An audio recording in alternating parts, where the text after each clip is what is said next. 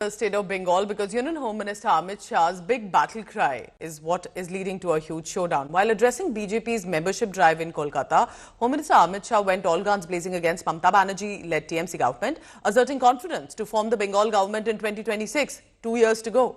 Amit Shah has also claimed that TMC is promoting state-sponsored infiltration in Bengal, allegedly also involved in cow and coal smuggling in the state.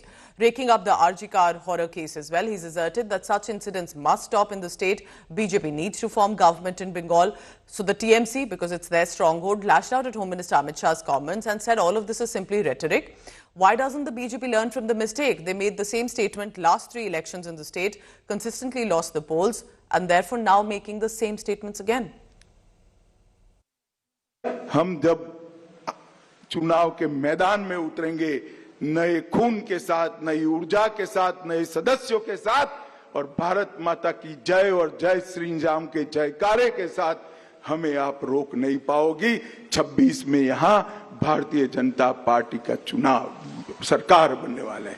मैं आज बंगाल के कार्यकर्ताओं को कह कर जाता हूं, महाराष्ट्र और झारखंड में भी भारतीय जनता पार्टी की सरकार बनने वाली है। भाजपा तो 4% 6% का पार्टी था। हम धीरे धीरे 16 से शुरू किया, 10% पार किया, फिर 38% हो गया 21 में। तो धीरे धीरे आगे बढ़ रहे हैं और थोड़ा सा करना है, धक्का देना है। जनता भी चाह रही बंगाल में कि परिवर्तन हो। ये सरकार जब तक रहेगा हर मोहल्ला में रेप और मर्डर होगा, आर्जिकर होगा।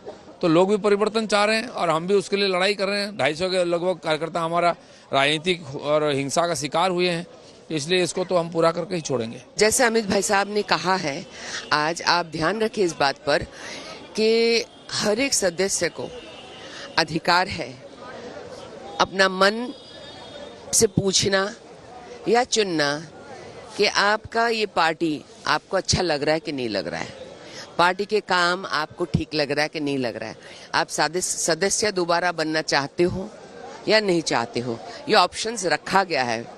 इसी को पार्टी के इंटरनल डेमोक्रेसी कहा जाता है। किसी के ऊपर कोई थोपा नहीं जाता कुछ। अमित भाई साहब ने इसको बहुत अच्छे से क्लैरिफाई किया है सबके पास। Earlier he used to say उखाड़ के फेंक देंगे तृणमूल गवर्नमेंट को। कितना बार, how many times he has said those things and what are the result? People of Bengal has deprived BJP, has rejected Amit Shah and Narendra Modi in a huge way. But they are not learning their lesson.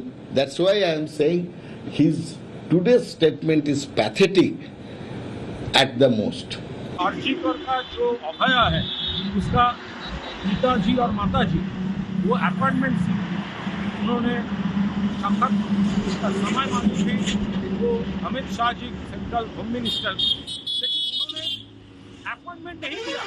हम भी तो tweet किए थे, he should meet the parents of Abhay और तिलोत्तम। देखिए ये भाजपा वालों इसके रिजिम में देश में एवरेज पर डे 90 ऐसे इंसिडेंट महिलाओं के ऊपर निर्यातन होता है।